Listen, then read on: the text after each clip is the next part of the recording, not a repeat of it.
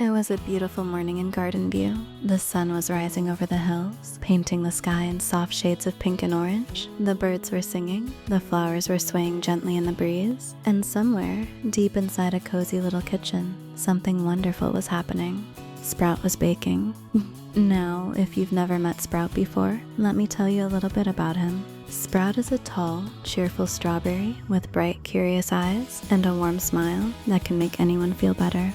He wears a white scarf with thin pink stripes wrapped around his neck, and his green leaves bounce on top of his head whenever he gets excited. And right now, he was very, very excited. Today is going to be perfect, Sprout whispered to himself, carefully measuring a cup of flour. Absolutely, completely, 100% perfect. You see, today was a very special day. It was the Gardenview Friendship Festival, a day when all the Toons come together to celebrate the friendships that make their world so wonderful. And Sprout had a plan. He was going to bake the most amazing cupcakes anyone had ever tasted. Not just any cupcakes, friendship cupcakes, with a secret ingredient that he had been thinking about for weeks. He looked around his kitchen. Bags of sugar were stacked neatly on the counter. Fresh strawberries, his absolute favorite, sat in a little basket by the window. Eggs, butter, vanilla, and a tiny bottle of something special, strawberry honey, which he had found in a hidden corner of the Gardenview meadow last summer. "This is going to be my masterpiece," he said, tying his scarf a little tighter so it wouldn't dip into the batter. He cracked the eggs one by one, crack, crack, crack, and stirred them into the flour. He added the sugar, nice and slow, watching it dissolve like tiny crystals disappearing into a cloud. Then came the butter, soft and golden, and a splash of vanilla that filled the whole kitchen with the most heavenly smell. But just as Sprout was about to add his secret ingredient, the strawberry honey, he heard a knock at the door. Knock, knock, knock. "Coming," Sprout called out, wiping his hands on his scarf. He opened the door, and there stood his best friend in the whole world, Cosmo. Cosmo's eyes were wide, and he was breathing hard, like he had been running. "Sprout, Sprout, we have a problem." "A problem?" Sprout tilted his head. "What kind of problem?" "The oven at the festival hall is broken. The big one, the one we were going to use for all the festival treats. Pebble tried to fix it, but now there's smoke coming out of it, and Dandy said we might have to cancel the baking contest." Sprout gasped. Cancel the baking contest? That was the heart of the whole festival. Every year, the Toons would bake their favorite treats and share them with everyone. It was the moment that brought them all together. "We can't let that happen," Sprout said firmly. He looked back at his kitchen, his little, cozy, perfectly organized kitchen. It wasn't big, it wasn't fancy, but it was his. "Cosmo," he said with a smile, "what if we bake everything right here?" Cosmo blinked. "Here? In your kitchen?" "But Sprout, there are so many Toons who signed up for the contest. Shelly is making her dinosaur cookies. Tisha is making her sparkle cake. Finn wanted to make ocean pudding. How are we going to fit all of that in here?" Sprout thought for a moment. Then his eyes lit up. That special sparkle that always appeared when he had an idea. "We don't need a big kitchen," he said. "We just need a big heart and teamwork. Lots and lots of teamwork." Within the hour, Sprout's little kitchen had become the busiest place in all of Gardenview. Shelly arrived first, carrying a bag of cookie cutters shaped like little dinosaurs. She was humming a happy tune and immediately started rolling out dough on the corner of the table. And then Tisha came in, carefully balancing 3 layers of unfrosted cake. "Where should I put these?" she asked, looking around at the increasingly crowded countertops. "Right here." Sprout cleared a spot next to the window. "The light is perfect there for decorating." Finn showed up next with a big pot of something blue and wobbly. "Ocean pudding," he announced proudly. "It's got blueberries, coconut, and a little bit of magic." "Magic?" Sprout raised an eyebrow. "Well," Finn grinned, "I added extra sugar. That's basically magic, right?"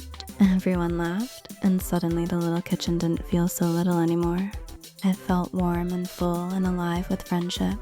Sprout moved between his friends like a conductor leading an orchestra. He helped Shelly find the right temperature for her cookies. He showed Tisha a trick for making frosting extra smooth. He gave Finn a bigger bowl when his pudding started to overflow. And all the while, he kept working on his own cupcakes, stirring, pouring, carefully placing each one into the oven with gentle hands.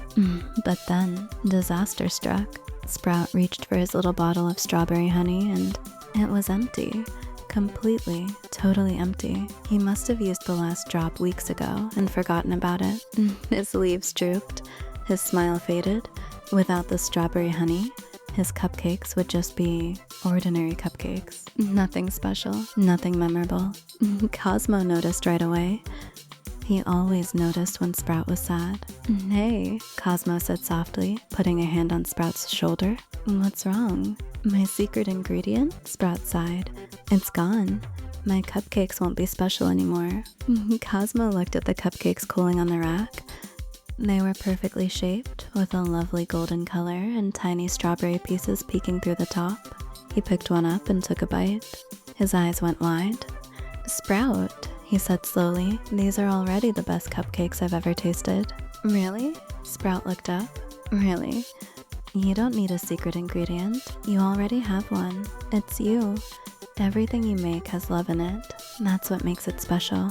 Sprout felt his leaves perk up again.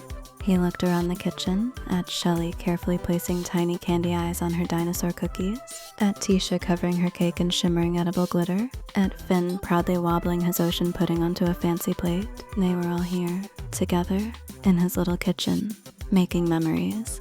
And that's when Sprout understood something important. The best recipe in the world isn't about fancy ingredients or perfect measurements. It's about the people you share it with. It's about laughing when the flour gets everywhere. It's about helping a friend when their frosting won't stick. It's about being together. That afternoon, all the Toons gathered in the Gardenview meadow for the festival. There were blankets spread on the grass, lanterns hanging from the trees, and a long table covered with the most incredible collection of treats anyone had ever seen. Shelly's dinosaur cookies were a huge hit. Tisha's sparkle cake glowed in the sunlight. Finn's ocean pudding wobbled beautifully and tasted like a dream. And Sprout's cupcakes? They disappeared in minutes. Every single one. "These are amazing," said Pebble, reaching for a second one. "What's your secret?" asked Dandy, licking frosting off his fingers. Sprout looked at Cosmo and smiled. "The secret," he said, "is friendship." As the sun set over Gardenview, painting the sky in the same soft pinks and oranges as the morning, Sprout sat on the grass next to Cosmo. They watched the lanterns flicker and the fireflies dance, and they didn't need to say anything at all. Some memories don't need words, they just need to be baked with love. And if you ever visit Gardenview, look for the little kitchen with the white scarf hanging by the door. Knock 3 times, and maybe, just maybe, Sprout will invite you in for a cupcake. But bring your own sprinkles, he always runs out of those. The end.